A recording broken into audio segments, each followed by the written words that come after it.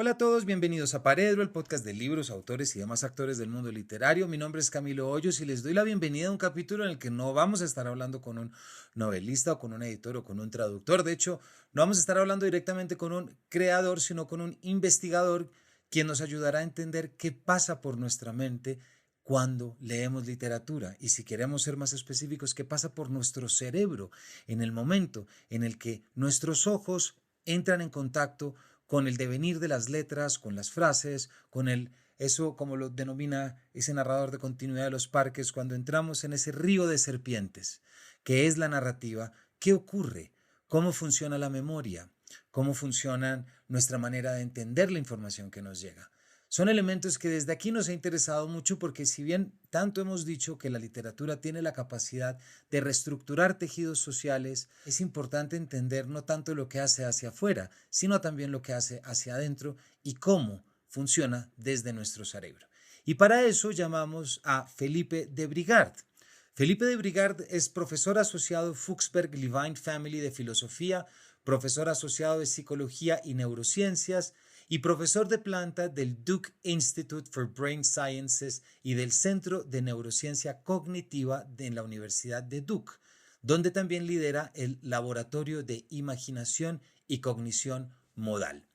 Hizo su pregrado en la Universidad Nacional de Colombia, su máster en Tufts University y su PhD en la Universidad de Carolina del Norte en Chapel Hill. Fue también asistente postdoctoral en la Universidad de Harvard antes de unirse a Duke en 2013.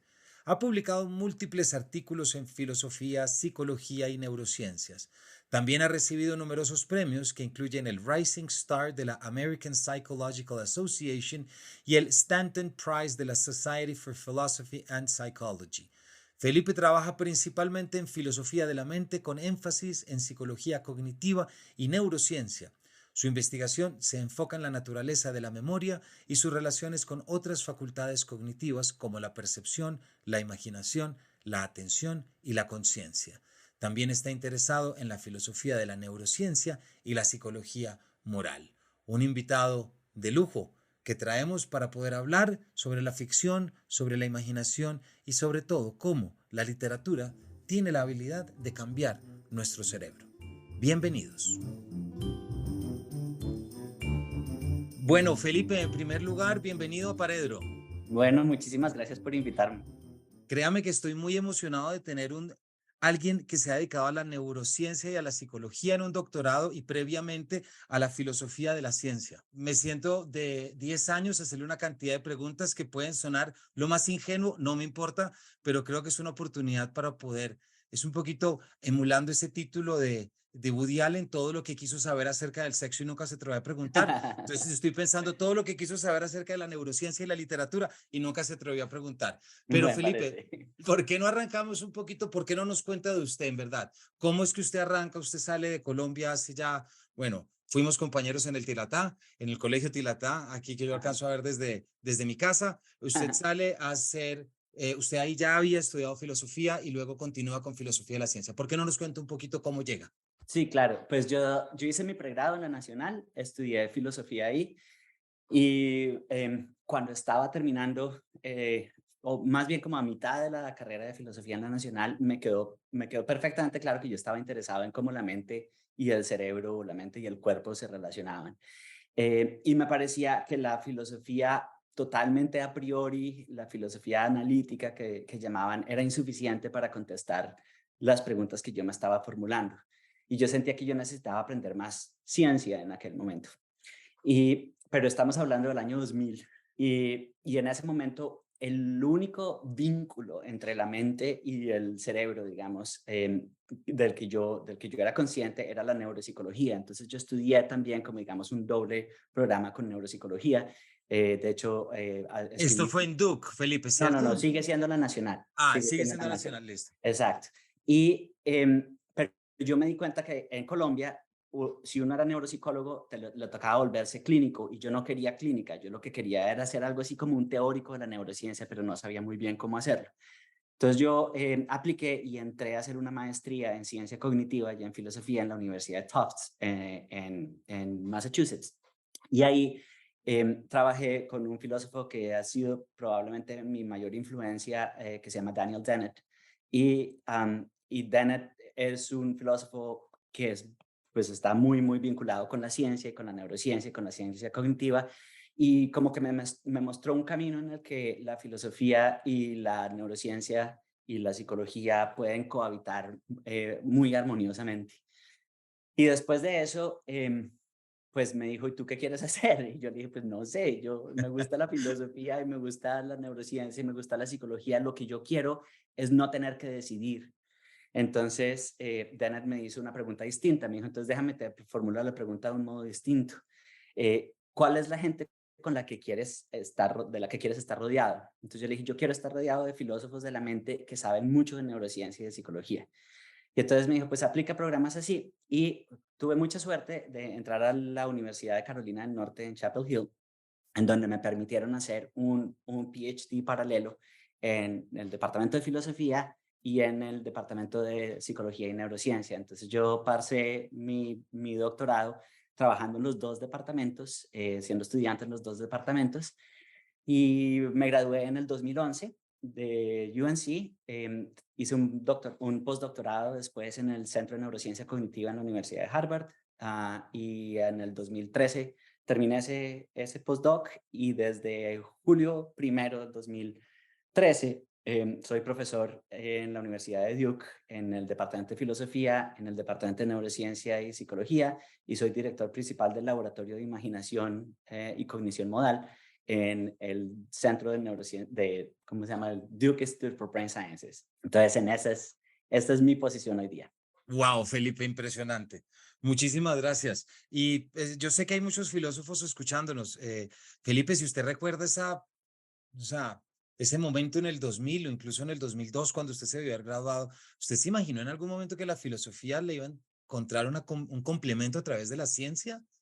Esa es una buena pregunta, porque una de las cosas que me parece más rara de la filosofía, y más bien de los filósofos que de la filosofía, es que muchos filósofos tienden a parcelar el conocimiento, lo que es filosofía y lo que no es filosofía. Y a mí me pasa como todo lo contrario, y es que a mí me gusta todo, ¿sí? Y entonces, y mis ideales de filósofo cuando yo era chiquito eran era gente como Jorge Luis Borges, como Humberto Eco, era gente que era informívora, era gente que eran omnívoros de todo tipo de información, ¿me hago entender? Lo que pasa es que a mí, sí, pues me gustaba rico leer la Divina Comedia y saber todo sobre Dante, pero a mí me gustaban otras cosas. A mí me interesa, me encanta el cerebro, he estudiado el cerebro desde que tengo memoria, me encanta saber cómo son los descubrimientos, me gustan mucho las matemáticas, yo hago mucha estadística, ¿sí? Pero entonces para mí la filosofía era pues lo que es originalmente, es conocimiento del que uno se enamora. Y lo que pasa es que el mío no era tan tradicional, no era como más por el lado, digamos, de las humanidades. Me gustaba todo, todo, todo. Y contrario a lo que yo me esperaba, yo he sido mucho más bienvenido como filósofo por los científicos que como científico por los filósofos. Y eso siempre me ha llamado mucho la atención. Me ha llamado mucho la atención que sean los filósofos que se supone que quieren saber de todo y que quieren aprender todos los que sean más cerrados. No digo que todos, por supuesto.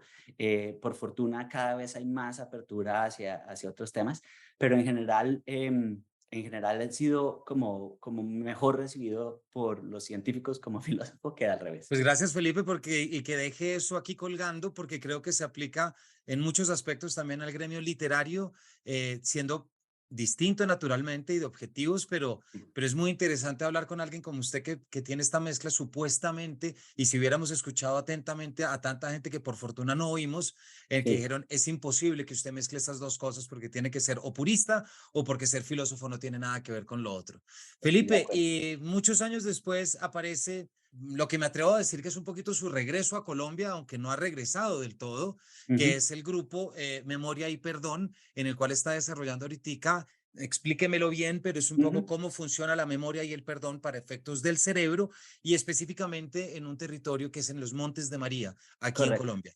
Correcto, sí. Entonces, el proyecto surge de una línea de investigación que he desarrollado desde hace ya mucho tiempo. Mi tema principal en mi investigación, tanto en filosofía como en neurociencia como en psicología, es la memoria. Yo soy principalmente un investigador de la memoria desde muchas perspectivas muy distintas. Y una de las cosas que siempre me ha llamado más la atención de la memoria es que no es fiel, que no es verídica siempre, sí, que la memoria nos engaña, por decirlo de algún modo, que está llena de sesgos y de errores, em, pero esos errores y esos sesgos de la memoria no son totalmente random, son realmente muy sistemáticos. Y eso es parte de lo que a mí me interesó entender durante mi doctorado. Y la gente tiene recuerdos falsos, todo el mundo tiene recuerdos falsos. Y hay una cantidad de paradigmas científicos que muy fácilmente generan recuerdos falsos en las personas. Pero hay una sistematicidad en esos recuerdos falsos. Es como que hay un orden y una estructura en el modo en el que las personas generan recuerdos falsos. Yo quería entender por qué era tal, por qué había esa estructura detrás de los recuerdos falsos. Y ese trabajo me llevó a la principal línea de investigación que desarrollé en aquel entonces, que era ver cómo era la interacción entre la imaginación y la memoria. Porque los filósofos, por ejemplo, sostienen que la memoria es una facultad totalmente distinta que la imaginación, y uno lo ve pues, desde Aristóteles diciendo que las cosas son totalmente distintas, que recordar es un verbo de éxito, dicen los filósofos. Eso quiere decir que uno solamente puede recordar cosas que son verdad, mientras que la imaginación no es un verbo de éxito, entonces uno puede recordar, imaginar cosas que no son ciertas, etcétera. Pero la evidencia nos demuestra que la imaginación y la memoria están profundamente ligadas. Y parte de mi investigación ha sido no solamente ver cómo la memoria influencia la imaginación y cómo los recuerdos que tenemos de nuestras experiencias son como la materia prima de lo que imaginamos, sino también cómo la imaginación constriñe el modo en el que los recuerdos se reconstruyen. Y, y una de las cosas que es más bonita al respecto de esa reconstrucción de la memoria es que cuando el recuerdo está reconstruido, el recuerdo es maleable y se puede modificar. Esa es una de las razones por las cuales mucha de la información equivocada que recibimos en el momento del recobro, digamos, contamina el recuerdo original y hace que ese recuerdo cambie, ¿cierto? Entonces, parte de lo que yo estaba interesado en entender era cómo puede uno utilizar la imaginación para contaminar, digamos, el recuerdo original, pero no para generar un recuerdo falso que sea malo para la persona, sino para cambiar un recuerdo malo que sea beneficioso para la persona. Mucho del trabajo que yo estaba haciendo tiene que ver con este tipo de pensamientos recalcitrantes que personas con depresión y ansiedad tienen. Entonces, es una característica muy típica de la ansiedad, típicamente de la ansiedad generalizada, y es que la gente se queda como en unos recuerdos y en pensamientos que se llaman contrafácticos, imaginarse, ay hombre, si yo solo hubiera hecho, si hubiera hecho tal cosa. Entonces, eh, parte de la terapia y del trabajo que nosotros estábamos haciendo tenía que ver con reactivar esos recuerdos que eran recalcitrantes y utilizar la imaginación para cambiarlos de tal modo que la próxima vez que las personas los recordaran no fueran tan dolorosos o no fueran, sí, la gente no sintiera tanto arrepentimiento por ellos, etc. En fin, entonces hicimos muchos experimentos y tengo muchos artículos con experimentos y con resultados empíricos al respecto de cómo la imaginación puede ayudar con recuerdos recalcitrantes en personas con ansiedad. Y en el 2018 empecé a pensar que de pronto el perdón estaba, digamos, soportado por un proceso similar. Cuando uno perdona, uno no olvida el evento que ocurrió, ¿cierto? De hecho, imagínese, si uno se imagina una película o un libro en donde le dicen, oiga, usted puede perdonar al perpetrador o, sí, o al victimario de este evento, o usted puede olvidar el evento, ¿cierto? Entonces uno pensaría que si uno olvida el evento, uno no ha perdonado, ¿cierto? Olvidar y perdonar no son lo mismo. Sin embargo, cuando uno perdona, y uno sigue recordando ese recuerdo, de algún modo ese recuerdo ya no duele tanto como dolía Claro, antes, ¿cierto? claro. Entonces, hay algo que tiene que ver con la emoción del recuerdo y hay algo que tiene que ver con el cambio de la emoción en el recuerdo. Bueno, pues eso es justamente lo que las estrategias de reevaluación emocional que nosotros evaluamos en el laboratorio con las personas de ansiedad y todo eso, eso es justamente lo que intentan hacer, reevaluar esos recuerdos pasados con una emoción distinta, de tal modo que la emoción como que cambie. Entonces yo dije, de pronto eso es lo que hacemos a la hora de perdonar. De pronto el perdón consiste en una reevaluación emocional, o al menos parte del perdón consiste en una reevaluación emocional del recuerdo original, ¿cierto?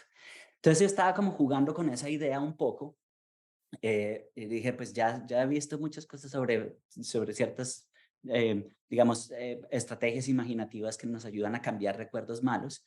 ¿Qué tal si empiezo a pensar en el perdón? Entonces empecé a leer mucho sobre el perdón y pues obviamente como colombiano yo estaba súper entusiasmado con todo el proceso de paz y todo eso. Y me invitaron a dictar una charla en los Andes. En aquel entonces, mi gran amigo Santiago Amaya, que es el director del Departamento de Filosofía de los Andes, y fuimos a comer después de la charla y yo le dije, Santiago, yo tengo esta idea sobre el perdón. Yo creo que el perdón tiene que ver como una reapreciación emocional. Y él me dijo, pues yo creo lo mismo. Y de hecho, él estaba escribiendo un artículo exactamente sobre ese tema, pero como desde la perspectiva filosófica. Y entonces yo le dije, mire, yo quiero hacer un proyecto en Colombia sobre perdón. Yo quiero entender cómo la gente perdona y cómo son los recuerdos, cómo el perdón ha modificado los recuerdos de estos actos victimizantes tan terribles que ocurren. Y en ese mismo momento me dieron tenure y entonces dije, yo quiero hacer una cosa grande, ¿sí? Y digo, ya que tengo tenure, quiero hacer una cosa grande. Entonces escribí un grant muy grande para entender el proceso de perdón y de recuerdo con víctimas directas de la violencia. Y entonces empecé a trabajar muy cercanamente con Pablo Abitbol, que es el director del Centro de Memoria Histórica allá en Montes de María, asociado con la Universidad Tecnológica de Bolívar. Y yo quiero hacer esto acá, yo quiero entender cómo las personas recuerdan esas víctimas, esos actos victimizantes y cómo el perdón ha hecho que esos recuerdos autobiográficos se modifiquen. Y entonces ese es el proyecto es entender el perdón como un cambio afectivo de recuerdos de eventos pasados. Felipe, muchísimas gracias a quien le interese esto. La página web es memoryandforgiveness.org. Si buscan Felipe de Brigar también les Está también en aparecerá. español, Memoria y Perdón. Yo estaba aquí, memoriayperdón.org, también para que vayan a visitarlo. Felipe, y muchas gracias por esta explicación, porque de alguna manera yo siento que todo lo que le acabo de escuchar me cuesta mucho desvincularlo de la ficción literaria y preguntarme cómo entra, cómo va la ficción, cómo va una novela en todo esto que usted nos está contando. Y le quiero contar un poquito de dónde sale esto. En el 2011, 2013, 2011, perdón, Jorge Volpi publica en Alfaguara un libro que se llama Leer la mente, el cerebro y el arte de la ficción. Esa fue Ujú. la primera vez que yo hice esa conexión y dije, miércoles, porque claro, uno si vive en el mundo literario siempre lo está pensando desde la ensoñación literaria, pues no lo digo en términos románticos, lo digo en verdad en lo que hace la ficción, que es lo que alguien como Pamuk en un libro que se llama El novelista ingenuo y el sentimental, empieza hablando en su primer capítulo, qué pasa por nuestra mente cuando leemos una novela. Entonces yo de repente se me mezclaron Volpi y Pamuk y dije, ¿quién me ayuda a resolver esto? Pues Felipe, Ujú. porque como Pamuk habla muy bonito y lo que es empezar a leer a Ana Karenina, pero Volpi se mete desde lo científico y dije, a ver si Felipe nos ayuda a entender aquí cómo estamos, porque aquí desde Paredro Felipe siempre decimos y recordamos esta capacidad que tiene la novela, la literatura, el arte en general, en permitirnos precisamente palabras que usted acaba de usar, una reevaluación emocional de un entorno y de un recuerdo, una reapropiación emocional a partir de algo que haya pasado, sea porque yo leo que se escribe una novela sobre algo que yo viví o que no viví. Pero ¿cuál es el problemita, Felipe? A ver si usted nos ayuda a resolver, que es ficción. Pues esa es una buena pregunta y voy a contestar así como para las personas que están oyendo su podcast que les gusta tanto la literatura, le voy a contestar con una metáfora literaria. Por favor y Hay gracias. un, Hay un libro que a mí me gusta mucho de Luis Sepúlveda que se llama El viejo que leía novelas de amor, que yo no sé si usted lo ha leído. Sí, señor. Y ese libro da como el marco de lo que yo considero que es la respuesta al respecto de la relación entre la ficción y la revelación emocional, etcétera. Una de las cosas más, el libro, si lo han leído, tiene que ver con un señor que tiene una librería, sí, una librería en Ibarra, que es un pueblo chiquitico, como en la frontera con el Ecuador, cerca a la selva y no sé qué. Entonces es un pueblo enano y no sé qué. Y entonces la gente va a comprarle los libros, pero obviamente muchas de las novelas están ubicadas en un lugar que ellos nunca han visto. Y entonces la gente lee una novela que ocurre, digamos, en París, y entonces van donde el viejo y le dicen, oiga, pero ¿qué es la Torre Eiffel? Y entonces él dice, no, pues mira, la Torre Eiffel es como la torre de aquí, de la iglesia, pero un poquito más alta. O la gente le dice, oiga, ¿y cómo es? Sí, ¿Y cómo es que es? Sí, no sé si ocurre en Roma, ¿cuál es el Coliseo? No, pues el Coliseo es aquí como, digamos, como las corridas, sí, pero un poquito más grande, ¿cierto? Y lo que está haciendo Luis Sepúlveda es exactamente lo que yo creo que hace nuestra imaginación, y es que agarra los pedazos de las experiencias que hemos tenido y los recombina de ciertos modos para generar eventos imaginativos, ¿sí? Para generar hipótesis de posibilidades mentales. Entonces, usted no ha vivido todo lo que puede, lo que necesita vivir para generar imágenes mentales que sean verídicas con respecto a la realidad, ¿cierto? Entonces, ¿cuál es la segunda mejor opción? Leer. Imaginarse una cantidad de cosas, ¿cierto? Hacer ejercicios de recombinación de eventos posibles, ¿sí? Para que esas simulaciones mentales estén más y más enriquecidas, ¿sí? Entonces, conozco el libro de Volpi y algunos de las tesis, mejor dicho, yo creo que mucha gente que quiere ver esa conexión entre la ficción y la empatía, por ejemplo, gente que quiere ver esa conexión entre la ficción y la creatividad, quiere que la conexión sea directa, ¿sí? Y yo creo que la conexión es indirecta, yo creo que la conexión es a través de la memoria. Lo que hace uno es que lo que le permite a uno digamos, agrandar o ampliar y de pronto incluso mejorar, generarle mejores detalles a esas visualizaciones que uno tiene a través de la lectura, es el hecho de que uno hace conexiones con cosas que uno ha experimentado, con cosas que uno ha vivido, ¿sí? Yo creo que no es en balde que muchos de los escritores vayan a vivir a lugares muy cosmopolitas para enriquecerse con una cantidad de información y experiencias de otras personas que después pueden volcar, ¿sí? En su escritura, porque parte de lo que está intentando hacer es exacerbar esas conexiones que uno tiene en la memoria, porque la imaginación se nutre de la memoria, ¿sí? Entonces entonces les pasa como el viejo de las novelas de amor, que el viejo de las novelas de amor le toca exacerbar la memoria de sus conciudadanos que vienen a preguntarle cómo es la Torre Eiffel, para que él pueda decir, mire, así es, su imaginación tiene que nutrirse de estos recuerdos que usted conoce.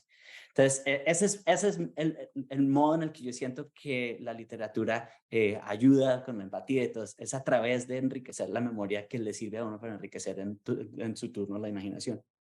que usted ya me decía hace un rato que eso es opuesto a la teoría que tiene Volpi de las células espejo, que es lo que siempre habíamos pensado, que había cierta facilidad y éramos proclives, así como alguien al frente nuestro se corta y sacudimos la mano, íbamos a pasar lo mismo si entrábamos en una novela, íbamos a entender que Correcto. algo nos iba a permitir proyectarnos y meternos de lleno, pero resulta que es más interior. Hay algo que pone uno más de uno mismo. Claro, es más complejo. El problema de las neuronas espejos las descubrieron en 1990 y tantos, no recuerdo exactamente cuándo fue un descubrimiento más bien accidental de un neurólogo italiano. Em, Básicamente el descubrimiento fue del siguiente modo, si mal no recuerdo, tenía que ver con que estaban grabando de células de cerebro, de neuronas de cerebro en un macaco, y creo que tenía que ver con células motoras, y entonces eso es una cosa que a menos que uno sepa cómo se miden cómo se graban los recuerdos, es que esta parte seguramente le va a tocar editarla, porque es que cuando cambio a hablar de neurociencia en español me cuesta un poquito. Pero Tranquilo. em, cuando uno graba señales de neuronas, hay un sonidito, porque uno no las ve, pero hay como un ruidito, ¿cierto? Suena es como un ruidito así. Y lo que científico descubrió es que cuando el macaco estaba viendo al científico hacer la misma acción, ¿sí? que el macaco se le estaba pidiendo, había una respuesta de la corteza motora. Entonces empezaron a investigar y entonces se dieron cuenta que había unas neuronas que no solamente disparaban cuando el macaco estaba haciendo el movimiento, sino que también disparaban cuando el macaco veía a alguien hacer el movimiento. Ahora, entonces, claro, la gente dijo, no, esta es la base de la imitación, esto tiene que, es la base de la pedagogía, es la base de todo, y durante los 1900, de la segunda parte de 1990 y al principio del 2000, las neuronas espejo eran la solución para todos los problemas de la vida, ¿sí? Pero después se descubrió que en realidad no era así y que digamos que la disparada de las neuronas no era solamente con un tipo de acción o con ver esa acción. Hay un científico en Harvard que se llama Alfonso Caramazza, que ha hecho una cantidad de investigaciones al respecto y ha demostrado, por ejemplo, que las neuronas, las llamadas neuronas espejo, también disparan con sonidos parecidos, ¿sí? Como que el rango de acción era muchísimo menos delimitado de lo que se pensaba antes. Y entonces, pues ahora ya era más difícil explicar, porque entonces sí tiene que ver con comportamiento, pero tiene que ver con un pocotón de cosas más. Entonces ya era más difícil. Y además de eso, encontraron neuronas que tenían un comportamiento real relativamente similar en otros lados de la corteza que no era solamente corteza motora. Entonces ahora es más difícil porque no tiene que ver con imitación, sino... Entonces, hoy día las neuronas espejo realmente no son la panacea de la explicación que se solía pensar antes. Y en realidad, pues hay muchas más explicaciones sobre cómo es la empatía que no tiene que ver con imitar a otro. Ok, Entonces, eso es parte de lo que pasa. La ciencia, digamos, ha avanzado de tal modo que algunas de esas cosas que se pensaban claras ya no lo son tanto. ya. Bueno, de pronto más adelante le hago esa pregunta a ver si nos la saca, pero es que ahorita tengo otra, Felipe, y creo Sí. que no hay mejor persona. Yo no me canso de decir una cosa, Felipe, y es que cuando me pongo a pensar qué es para mí un buen lector literario, uno tendería a pensar desde muchos espacios que el buen lector es el que más ha leído, el que con mayor facilidad puede referirse a un texto de memoria, es decir, desde una interiorización, quien incluso sabe encontrar el verbo raro utilizado en la página 620 porque tiene Mm. una retentiva textual que le permite, es decir, alguien quien maneja. Pero yo cada vez pienso que eso no es un buen lector, eso es un lector con memoria.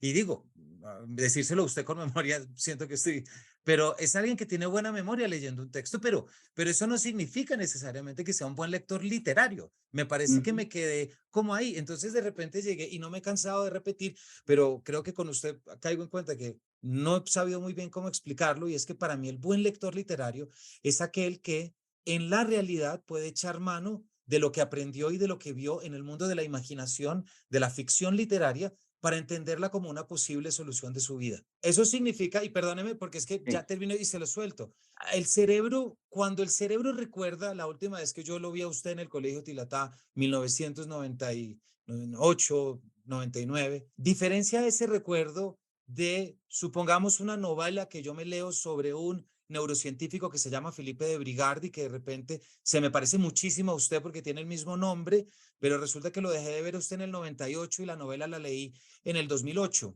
y ahorita lo vuelvo usted a ver después.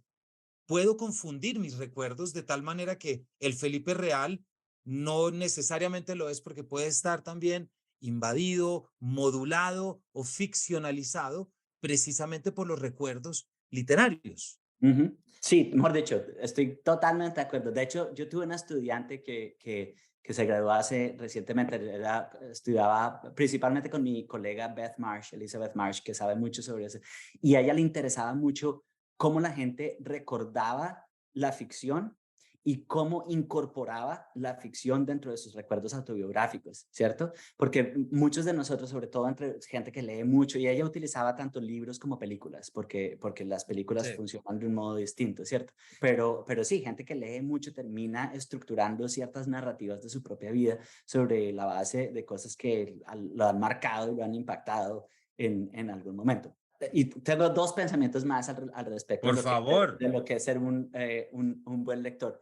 Una de las, y eso también tiene que ver como con mi modo de vivir la filosofía, yo creo, y es que a mí me encanta, yo soy omnívoro lector de todos lados, me gusta leer ficción, pero también leo, sí, libros de matemáticas o libros de política o lo que sea, me encanta, no discrimino mayor cosa. Y en gran medida porque a veces siento que cuando tengo una pregunta, me gusta que la investigación se desenvuelva de un modo más o menos caótico. Cuando yo estaba escribiendo mi tesis, que yo estaba escribiendo sobre memoria, empecé a desarrollar una voz en mi cabeza que empecé a odiar, porque la voz me decía, no debe estar leyendo literatura, tiene que estar leyendo ciencia o tiene que estar leyendo filosofía. Y yo, pero no, yo tengo que estar leyendo literatura de vez en cuando, porque si no me vuelvo loco. Y entonces intenté acallar la voz, pero la voz seguía ahí. Cada vez que me leía un cuentico en New Yorker o lo que sea, la voz me decía, no, no, no, está perdiendo tiempo, tiene que investigar, tiene que investigar. Entonces engañé a la voz y me compré una colección de cuentos sobre memoria. Todos los cuentos eran sobre memoria.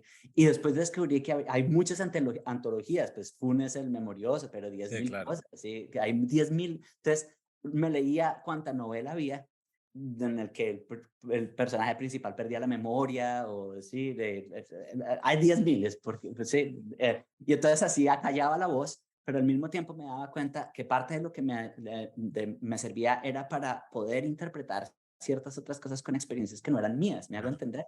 Sí, sí, sí, Entonces, claro, y buenísimo. eso es una grandísima ventaja. Entonces, yo creo que eso es parte de lo que es ser lector, es eso, es yo soy solamente una experiencia en la vida, pero si yo he leído, no sé, lo que era para Aureliano Buendía dejar de acordarse de ciertas cosas, o el libro de Eco sobre el señor que estaba perdiendo la memoria, o si uno lee Iris Murdoch o lo que sea, ¿sí? Gente que trabaja sobre la memoria, son otras perspectivas, y entonces uno empieza a ver, yo tal vez no he tenido esa experiencia, pero este libro me ayuda a formarme una perspectiva de lo que podría ser esta experiencia.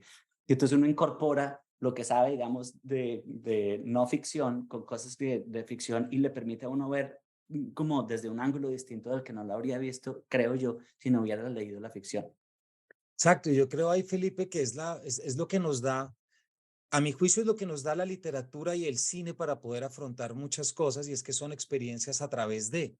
Es Ujú. decir, la experiencia literaria es una experiencia a través de. Es Sí. decir, yo leo y yo me meto y yo soy, y yo sufro y yo lloro y yo no duermo, Sí. y puedo estar pensando en ese personaje. Luego aparece alguien, ese tío o la tía que dice, ay, deje la bobada, que es solo una novela. Y uno dice, pero si es solo una novela, ¿por qué estoy tan jodido? Sí, pero mire, por ejemplo, aquí hay un ejemplo, no sé, creo que toca decir spoiler alerts para los que no se han leído estos libros, pero em, a- cuando leí Clara y el Sol, que yo no sé que si la sigo, pero Ishiguro es uno de Sí, mis autores más favoritos de la vida. Cuando leí Clara y el Sol, me impactó mucho el hecho de que, obviamente, pues el personaje, obviamente, es una persona de inteligencia artificial, un robot y no sé qué, pero pues mucho de esto tiene que ver como con los ladrillos de la empatía. Y era una pregunta que yo no me había formulado. Yo he leído mucho de neurociencia, mucho de psicología de la empatía y todo eso, pero yo nunca me había preguntado ¿cómo sería si uno tuviera como una versión beta de la empatía? ¿Sí me hago entender? Que era y eso yo creo que es un poco lo que Ishiguro está haciendo. Lo que Ishiguro está haciendo nosotros todos los seres humanos tenemos ya la versión, digamos, la comercial de la empatía, la que ya ha sido probada y toda la cosa. Pero ¿cómo sería una versión beta de la empatía? Eso es un ejercicio súper chévere. Una pregunta muy científica de la que yo no se me habría ocurrido si no hubiera sido porque leí a Ay, Ishiguro con seguro. Clara y el Sol. ¿Sí? Claramente, sí. Y eso es increíble, y es también un mensaje para, hemos dicho, es que de pronto detrás de toda esta charla, Felipe, ahí está eso con lo que uno siempre quiere luchar de alguna manera, siendo promotor de lectura, profesor de literatura, y es con el famosísimo, y aquí sí casi que, pues releyéndolo, casi que arranco por donde arranca Volpi, y es que, ¿qué hacemos con los que dicen que una novela y el arte no sirve para nada? ¿Cómo probamos que están equivocados? Porque yo estoy seguro que están equivocados, pero de repente nos obliga a meternos en un lenguaje distinto. Por supuesto, el que dice no sirve es que tiene otros indicadores y tiene otra noción de la realidad, pero de alguna manera siento que los que estamos en el gremio vivimos apurados por eso, un poquito como, ¿cómo hacemos para cerrar tantas bocas? y sí. ahora poder abordar esto no desde los estudios culturales, no desde la historia de la estética, no desde las historias ejemplares, sino desde la neurociencia. Me parece que le da una vuelta a la tuerca. Yo estoy de acuerdo con eso y parte de lo que pasa es que yo he vivido toda mi vida, digamos, amenazado por personas que me dicen que las divisiones son necesarias, casi como si fueran, que las divisiones disciplinarias son Sí, necesarias, cuando en realidad lo que quieren decir es que son obligatorias desde su punto de vista, ya, pero yo no creo que sean necesarias y definitivamente no creo que sean obligatorias. Lo que estaba diciendo al principio resuena todos los días en mí y es que yo no veo ninguna división esencial entre las disciplinas. Las entiendo que funcionan para efectos académicos en las universidades y eso, pero para mí, cuando uno tiene preguntas, sobre todo preguntas de la realidad humana, sí, claro. ¿sí? Que últimamente tiene que ver si uno es neurocientífico y quiere saber por qué la persona con enfermedad de Alzheimer se le va la memoria, o si uno es un literato que está intentando entender cómo es la experiencia de alguien que está perdiendo la memoria. Estas son preguntas supremamente humanas, ¿cierto? Y cuando la pregunta es tan profundamente humana, las divisiones entre las disciplinas son tan artificiales y onerosas en realidad. Eh, entonces, a mí me pasa mucho que en Duke me invitan a muchos comités porque yo soy un humanista que se gana becas y que sabe qué es escribir un presupuesto y que hace resonancia magnética funcional. Y a la gente le sorprende a veces mucho que yo me considere un filósofo. Sí, les parece como, no, pero los filósofos siempre andan en las nubes y hablan unas cosas y no tienen... No, yo creo que si hay algo que yo pudiera contribuir a la vida académica es demostrar que esas diferencias en realidad son más obstáculos que, que bordes en un mapa del conocimiento. Y tiene mucho que ver con interés y tiene mucho que ver, mejor dicho, va de lado y lado. Yo sé que hay muchas personas que son humanistas, digamos, o no sé cómo se llamarán a sí mismos, promotores de la cultura, no sé qué, que es principalmente por miedo a meterse en las ciencias o simplemente por dificultad de meterse en las ciencias que no lo han hecho y entonces hay una reticencia. Pero al Exactamente. mismo tiempo, ante los científicos es por un miedo o tal vez una reticencia a meterse en la literatura o a meterse en las artes o a meterse en las humanidades que no lo hacen. Y parte de eso es simplemente porque a veces necesitamos traductores, gente que hable los dos idiomas y que sea, mire, hay una cantidad de valor en ambos lados. Exactamente. Y además la gente se tiende a olvidar esos momentos tan fructíferos que han resultado de esa especie de, no voy a decir de competencia, sino de reto constante entre lo científico y lo literario poético. Es Ujú, decir, pensar en las teorías del color de Newton frente a la teoría de Goethe, sí. o luego pensar en el futurismo de Marinetti y Apollinaire cantándole a la ciencia y a la tecnología. Es decir, ha habido otros acercamientos, pero no me voy a ir por ahí, Felipe, porque el tiempo se acaba y hay cosas que le quiero preguntar. Hay una cosa, Felipe, que uno oye mucho en nuestro gremio y en lo que uno lee. Y para eso tomo pues un famoso título de Vargas Llosa, que es La verdad de las mentiras. Ujú, Entonces, siempre una manera de relacionarnos con la ficción es como, no es verdad, pero me habló como nunca nada me ha hablado. Este ujú. personaje es artificial, es ficticio, es decir, no existe, pero para mí representa todo lo que siempre ha sido la verdad. Entonces, eso nos lleva a esa división que siempre se ha movido entre lo que consideramos que es real y lo que consideramos que es fantasía, ficción, etcétera, etcétera, quienes viven más. Pero escuchándolo usted cada vez me doy más cuenta que es en realidad una manera que el cerebro reacciona a una información narrativa de naturaleza artístico, estética, como la querramos llamar, y que de repente en ese punto es que es como usted mismo lo dijo, como que Ujú, ujú. engañamos la vocecita y de repente es como si la ficción fuera absolutamente real. Yo creo que, mejor dicho, cuando uno lee, sobre todo cuando uno está como inmerso en un libro y el mundo alrededor desaparece y todo eso, pues hay un sentido en el que uno está viviendo como, en inglés lo llamarían Rat's Experience, como una experiencia doble, por decirlo de algún modo, ¿sí? De hecho, nosotros utilizamos ese tipo de experiencia todo el tiempo a la hora de tomar decisiones. Por ejemplo, si usted quiere decir qué qué va a comer esta noche, si voy al restaurante de sushi o si voy al restaurante de comida colombiana, ¿qué es lo que hace? Pues se imagina cómo se sentiría comiendo sushi o se imagina cómo se sentiría comiéndose, no sé, una bandeja paisa, ¿cierto? Esa imaginación no reemplaza la experiencia, pero es mejor a no tener nada, ¿cierto? Entonces, parte de lo que pasa es que el cerebro casi siempre sabe, por fortuna, porque si no estaríamos en problemas, el cerebro, digamos, casi siempre sabe que lo que usted está haciendo no es teniendo una experiencia de verdad. ¿Eh? Exacto, Sí. Si exacto. no, pues irse de vacaciones sería mucho más barato. Pero el cerebro sabe que no está teniendo una experiencia de verdad, pero el cerebro sabe que usted está haciendo algo más que simplemente actuando, ¿sí? Está haciendo algo más, está haciendo... Y hay una expresión que a mí me gusta mucho porque a veces uno empieza, pero uno para qué se imagina opciones. Es una expresión de Popper que dice que las hipótesis, que uno se imagina hipótesis para que se mueran en lugar de uno. Y tiene toda la razón. Parte de lo que nosotros hacemos con la imaginación es probar hipótesis porque en cierta medida nos dan algo de información del cómo sería así. ¿Sí? De cómo sería si voy a comer sushi, cómo sería así.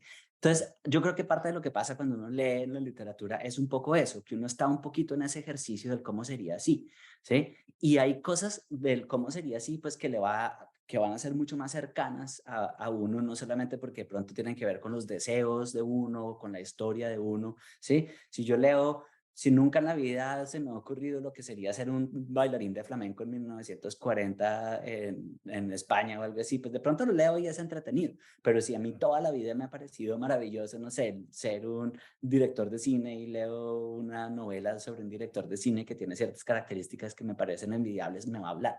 ¿Y por qué? Pues porque sé cómo si va a ser mucho más cercano y más enriquecido con esos recuerdos que tengo yo en mi cabeza. No, Felipe, muchísimas gracias. Ya se nos acabó el tiempo, tristemente, pero hay una última pregunta con la que quiero cerrar. Normalmente, Felipe, aquí cuando estamos hablando con novelistas que, por ejemplo, traen una obra o hablamos sobre una obra que tenga que ver con el conflicto, que tenga que ver con el pasado, con algo que tenga, digamos, como una importancia política, a veces me parece muy importante ser redundante y obvio y decir, bueno, ¿por qué una novela ayuda a la reestructuración de un tejido social, a la memoria histórica, a la identidad, etcétera? Me gustaría, para cerrar, atarla muchísimo a lo que estamos hablando. Es Ujú. decir, de qué manera, no ya hablando de una transformación social, sino una transformación del cerebro. Podemos hablar que la literatura tiene la capacidad de cambiar nuestro cerebro para poder llevarnos a otros lugares o ser otras personas, es decir, para poder trascender, avanzar y poder entender cosas distintas. Sí, yo creo que, y sobre todo es una cosa que yo he vivido mucho y que experimento mucho con las víctimas en Montes de María, en parte del proyecto del perdón. La literatura, no solamente leerla, sino escribirla, ayuda a una cantidad. Y no solamente pues porque nuestra memoria es temporal y la estructura del tiempo en la memoria es narrativa también, no solamente por eso, sino por otra razón que es un poquito más científica, creo yo, y es que cuando estaba hablando sobre cómo los recuerdos, cuando uno recuerda un recuerdo, el recuerdo es maleable y puede modificarse y todo eso.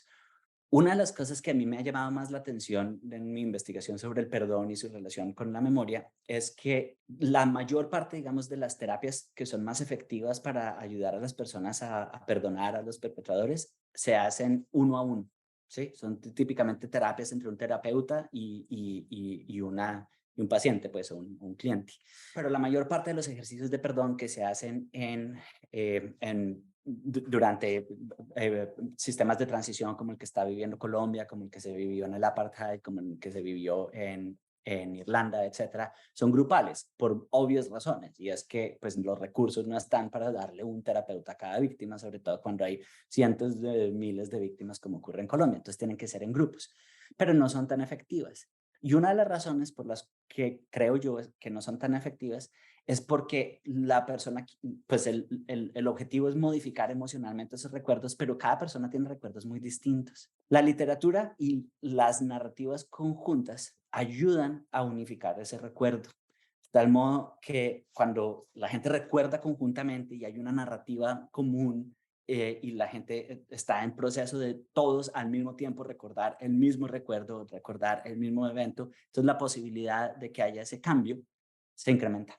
Yo creo que esa es una digamos, un ángulo de la narrativa conjunta que no se ha explorado tanto y que debería explorarse más como un mecanismo para la reevaluación emocional, para el reframing emocional de recuerdos pasados conjuntos. Bueno, pues me gusta pensar en que de pronto aquí en Paredro apoyamos un poquito eso, Felipe, y traemos la idea de cómo la literatura, el texto literario, la experiencia literaria como tal está en capacidad de poder cambiarnos, transformarnos, permitirnos entendernos, sobre todo, pero saber que no es mero entretenimiento y que no es algo que entra por un oído y sale por otro, como se diría normalmente. Felipe, muchísimas gracias por habernos dado este rato tan largo, habernos contado cosas que no habían pasado por estos micrófonos y dejarnos también con tantas preguntas y tantas ganas de ir a buscar.